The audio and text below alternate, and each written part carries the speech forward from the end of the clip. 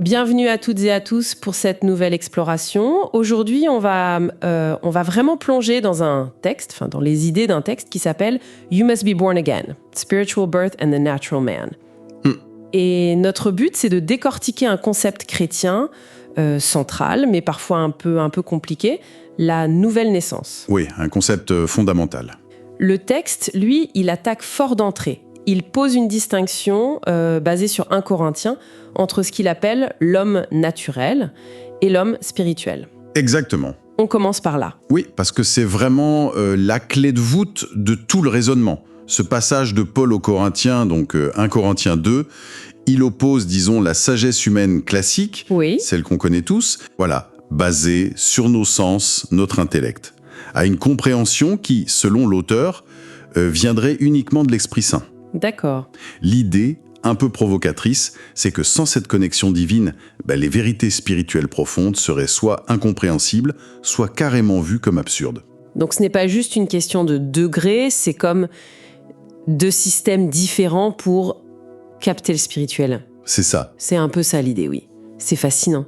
Alors comment le texte décrit ces 2 profils? L'homme naturel d'abord. Alors l'homme naturel, le terme grec c'est psychikos, anthropos. Ça renvoie à la vie de l'âme, si on veut, l'intellect, les émotions, la volonté, mais fonctionnant sans l'impulsion ou l'éclairage de l'Esprit de Dieu, dans cette perspective. D'accord. Et pour lui alors? Pour lui, les choses de Dieu, le texte dit que c'est de la folie. Il ne peut pas les recevoir, c'est-à-dire les saisir, les accueillir. Les accepter. Oui, parce qu'elles doivent être discernées spirituellement. Et ça, il n'a pas l'outil pour, si on veut. Un exemple? L'exemple classique que donne le texte, c'est la croix du Christ. À l'époque, pour beaucoup, c'était le symbole ultime de la honte, de l'échec. Oui, la pire des morts. Voilà. Mais pour les premiers chrétiens, c'était tout l'inverse. La démonstration de la puissance de la sagesse de Dieu. Une logique totalement différente. D'accord. Et l'homme spirituel alors? Pneumatikos? Lui, pneumatikos anthropos, il est animé par le pneuma, l'esprit. Donc selon la source, il est habité, guidé par cet esprit. Ce qui change tout, j'imagine. Ça lui donnerait la capacité de juger, ou plutôt de discerner la vraie valeur des choses, matérielles ou spirituelles, mais avec la perspective de Dieu. Et un point intéressant que le texte soulève, cet homme spirituel ne pourrait pas être correctement jugé, évalué, par quelqu'un qui fonctionne seulement au niveau naturel. Ah oui, pourquoi? Parce que la source de sa compréhension, de ses motivations profondes, échapperait à l'autre. Attention, ça ne veut pas dire qu'il est intouchable ou sans défaut. Bien sûr. Mais que les critères purement humains seraient insuffisants pour vraiment le comprendre. Et ça nous mêle à cette phrase assez audacieuse à la fin du passage.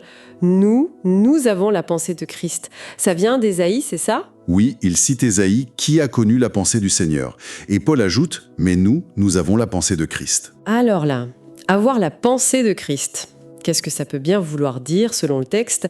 Une sorte de télépathie divine? Non, l'interprétation donnée est plus transformationnelle. Ça signifierait que l'Esprit Saint commence à révéler et à former chez le croyant les mêmes attitudes, les mêmes priorités, la même vision des choses que Jésus. Ah, d'accord.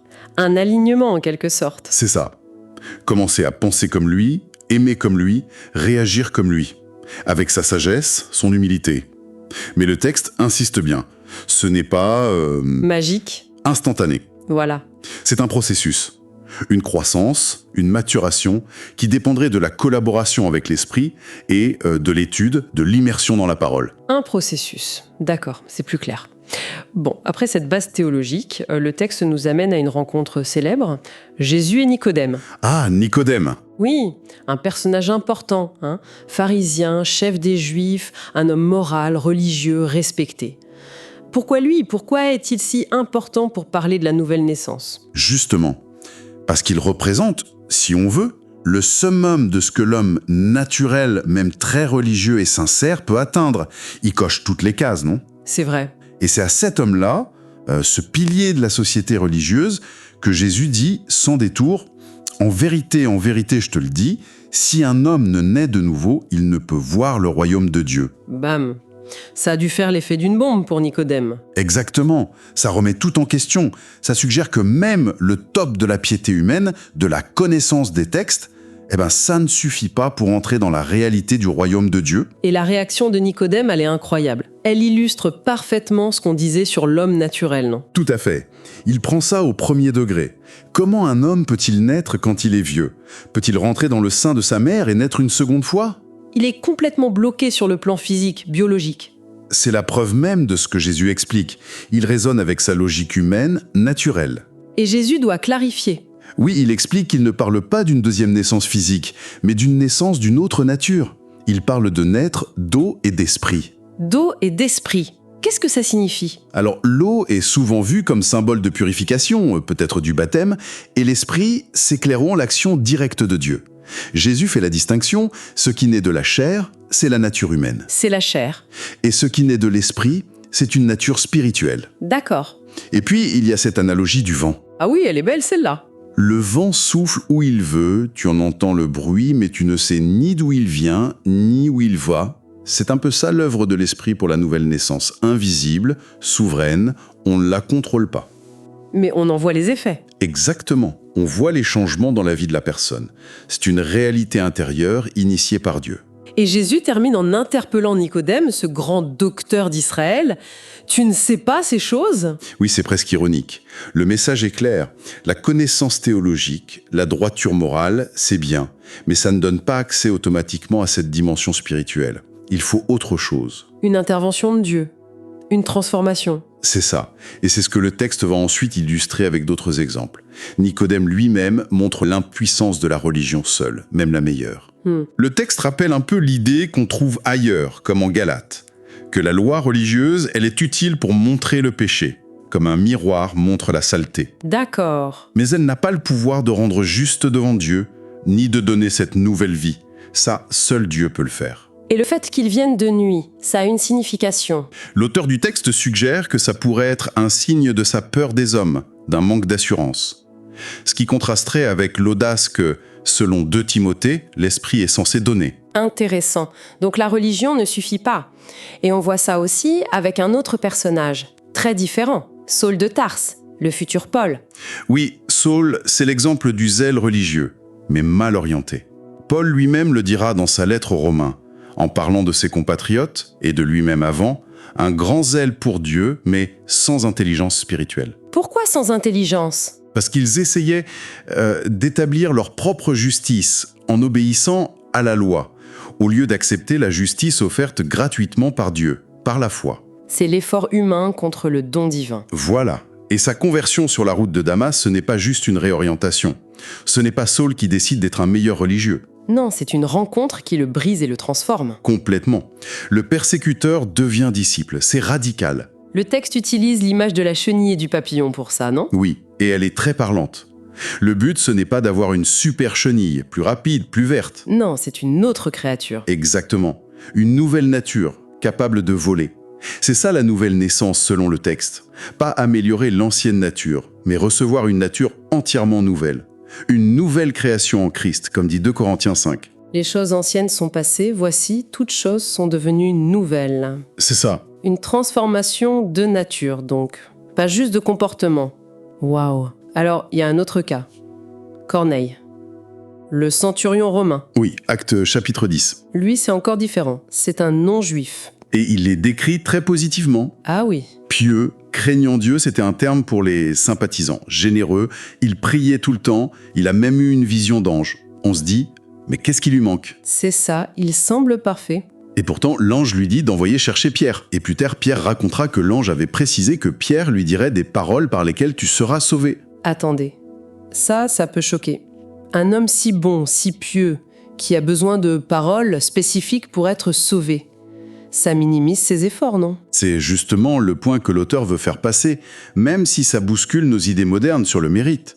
L'argument ici, c'est que, aussi belles soient les œuvres, la piété, la dévotion, dans cette théologie, ce n'est pas ça qui sauve. D'accord. Le salut est présenté comme un cadeau, la grâce, reçue uniquement par la foi en Jésus. Comme dit Éphésiens 2:8, c'est par la grâce que vous êtes sauvés par le moyen de la foi, ce n'est pas par les œuvres. Pour que personne ne puisse se vanter. Voilà. Donc Corneille, même le meilleur des hommes selon nos critères, aurait besoin de recevoir ce cadeau par la foi. La logique est là, même si elle est exigeante. Bon, autre cas, Autre problème, l'homme riche et Lazare, dans Luc 16, là ce n'est plus la piété le sujet. Non, là on est peut-être plus dans l'indifférence. L'homme riche, il n'est pas décrit comme méchant, mais il vit dans son luxe, il ignore Lazare. Et surtout, il ignore la parole de Dieu. C'est ça le point clé selon l'interprétation du texte. Il ignore ce que Moïse et les prophètes disaient sur la compassion, la justice. Et après sa mort, depuis l'enfer, il veut envoyer Lazare avertir ses frères. Et la réponse d'Abraham est terrible. Elle est fondamentale. Abraham dit « Ils ont Moïse et les prophètes qui les écoutent. C'est suffisant » Mais l'homme riche insiste « Non, mais si quelqu'un revient des morts, là ils croiront. » Ce non. Ce non, ce rejet de la parole déjà donnée. C'est ça, selon l'auteur, le cœur du problème. Plus que sa richesse, c'est son refus d'écouter Dieu qui l'a perdu. Refuser d'écouter la parole de Dieu, c'est vu comme le péché fondamental ici. Ouais. Waouh. Et le dernier exemple, c'est la voix de Caïn. Genèse, chapitre 4. Oui, l'épître de Jude met en garde contre ça. C'est l'histoire des deux frères, Caïn et Abel. Abel offre un agneau, un sacrifice sanglant, vu comme préfigurant Christ. Oui, Caïn offre les fruits de son travail, les légumes de son champ. Dieu accepte Abel, rejette Caïn. pourquoi ?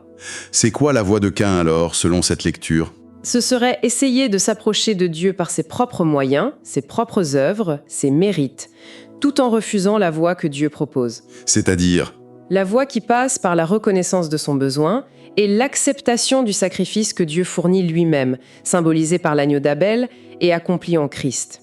C'est l'auto-justification, justification contre la justification par la grâce, par le sacrifice accepté par Dieu. exactement. Rejeter le sang, si on veut, pour se fier à ses propres efforts religieux ou moraux. Tous ces exemples de Nicodème le religieux à Caïn l'autosuffisant, en passant par Saul le zélé et Corneille le pieux, tout ça semble converger vers une seule chose. Cette phrase de Jésus, « Il faut que vous naissiez de nouveau ». Oui, ce « il faut », cette nécessité absolue, ce n'est pas une option pour une vie chrétienne de luxe, c'est la condition sine qua non pour entrer dans la relation avec Dieu telle que le Nouveau Testament la présente. Et cette nouvelle naissance, le texte la définit comment, au final ? Comme une expérience où on reçoit une vie nouvelle, directement de l'Esprit de Dieu. C'est être uni à Christ, pardonné, habité par Dieu. Jean 1 dit que ceux qui reçoivent Christ reçoivent le pouvoir de devenir enfants de Dieu. Né non de la volonté de l'homme, mais de Dieu ? C'est ça. Ce serait la fin de la séparation d'avec Dieu héritée d'Adam. Une réconciliation, une nouvelle filiation. D'accord. La question pratique alors, comment ça arrive ? Si ce n'est pas les œuvres, la religion, la piété, c'est quoi le chemin ? La réponse du texte est presque trop simple. Par la foi et la confession. Romains 10, Oui, Romains 10, 9, 10. Si tu confesses de ta bouche le Seigneur Jésus, et si tu crois dans ton cœur que Dieu l'a ressuscité des morts, tu seras sauvé. croire dans son cœur, confesser de sa bouche. Voilà. La foi du cœur qui amène à être déclaré juste par Dieu, et la confession de la bouche qui mène à l'expérience du salut. C'est une confiance personnelle, croire dans ton cœur, en Jésus, en son œuvre, et une reconnaissance publique de son autorité. Confesser le Seigneur Jésus. Les œuvres viennent après, comme fruit. Elles ne sont pas la condition. Non. C'est pour ça que le texte source finit de manière très directe, très personnelle. Oui. Il invite chacun à s'examiner. Est-ce que cette nouvelle naissance a eu lieu? Est-ce qu'il y a cette assurance d'être réconcilié avec Dieu sur cette base-là? Il propose même une prière type pour ceux qui voudraient faire ce pas. C'est très concret. Bon, si on essaie de résumer tout ça, on a vu cette distinction entre le naturel et le spirituel. Oui, Nicodème qui montre que la religion, même au top, ne suffit pas. oui, Saul, Corneille, l'homme riche, Caïn, ouais. qui illustre que ni le zèle, ni la piété, ni les bonnes actions, ni même le rejet actif de la parole, rien de tout ça ne remplace ce que le texte appelle la nouvelle naissance. C'est ça. Et cette nouvelle naissance, c'est pas juste s'améliorer, c'est une transformation radicale, Oui. une nouvelle création, Offerte par Dieu, reçue par la foi en Jésus et opérée par l'Esprit Saint. C'est bien ça ? c'est exactement ça. Le mot-clé, c'est nouvelle création. On ne rafistole pas l'ancien, on reçoit du neuf. Et ça ouvre une question assez vertigineuse, non ? Laquelle ? Si on commence à se voir non plus comme une vieille version de soi qu'on essaie d'améliorer, mais comme porteur d'une nature entièrement nouvelle, donnée par Dieu, comment ça change notre regard sur nous-mêmes, nos luttes, nos échecs, sur les autres aussi, et sur le sens même de notre vie ici. Vaste question. De quoi réfléchir après notre discussion. Merci beaucoup pour cette analyse. Merci à vous. Et merci à tous de nous avoir écoutés. À très bientôt pour une nouvelle exploration.